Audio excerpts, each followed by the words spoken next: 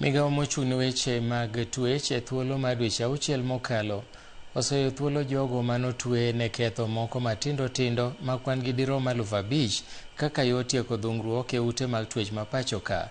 Ma timore seche ma bad migawo mar ute mag twech kotudore kod migawo mar ute no oyie mar gero ute 3,000 e ute mag twech ma pacho ka kaka yor medo kwan ute mantiere e ute mag twech kanyo.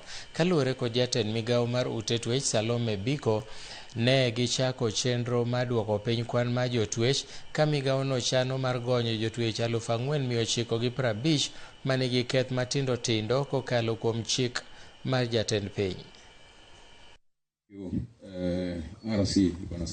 And we have done a lot of work in decongestion. Last year alone, through the Power of Mercy recommendations, His Excellency was able to decongest, to help us decongest by releasing petty offenders to the tune of over 4,950, and that helped the numbers to come down. We are trying to adopt alternative justice system, ADR negotiations through probation and aftercare, and of course a lot of victim support. And that has been very instrumental in ensuring that we decongest progressively.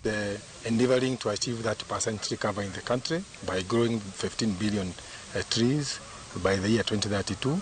And the Correctional Service Department has not been left behind. We have a target of raising 100 million seedlings across the Kenya prisons and the probation and aftercare services. Kenya Prison Service alone, we have well over 66 tree nurseries spread across the country, which are spearheading in generating these seedlings. Erokamano Nyakwaramogi, mago emane waikonu weche manyien mag migago kawuono ka en odiechieng' mar tich abich matakatifu ni jokopere, jokababa gi jogo duto maingo odiechieng' machalo kama. Mad Nyasaye ritu.